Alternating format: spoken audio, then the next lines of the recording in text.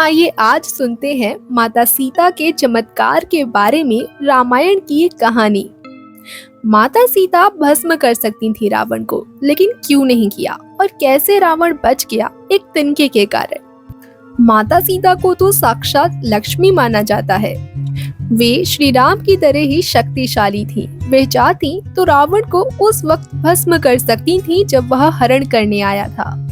वे चाहती तो अशोक वाटिका में पहुंचकर भी रावण को भस्म कर देती या उसका किसी भी वक्त वध कर सकती थी। लेकिन माता सीता ने ऐसा क्यों नहीं किया, जबकि वो तो खुद ही आत्मरक्षा में सक्षम थी। वास्तव में माता सीता स्वयं शक्ति स्वरूपा थी। इसके पीछे खीर से जुड़ी एक छोटी सी कथा है। मान्यताओं के अनुसार कहते हैं कि जब सीता जी ससुराल आईं, तो उन्होंने सबसे पहले ऋषि मुनियों और परिवारजनों के लिए खीर बनाई और दशरथ सहित सभी को परोसी। जब वे उन्हें खीर परोस रही थीं, उसी समय तेज हवा का झोंका चला और सभी ने अपनी अपनी पत्तल संभाली। लेकिन उस दौरान राजा दशरथ की खीर में एक छोटा सा घास का तिनका आकर गिर गया। माता सीता ने उस तिनके को देख तो लिया था, परंतु खीर से वो तिनका सबके सामने कैसे निकाले, ये बड़ी दुविधा थी। तभी उन्होंने तिनके को दूर से घूरा और माँ सीता की दृष्टि से ही वो तिनका पुनः उड़ा और हवा में ही राख बन गया। सीता जी को लगा कि उनका ये चमत्कार किसी ने नहीं देखा, लेकिन राजा दशरथ ने यह सब देख लिया था और वे समझ गए थे कि यह कोई साधारण स्त्री नहीं, बल्कि जगत जननी है। उनके इस चमत्कार को देखकर वे भी डर गए थे।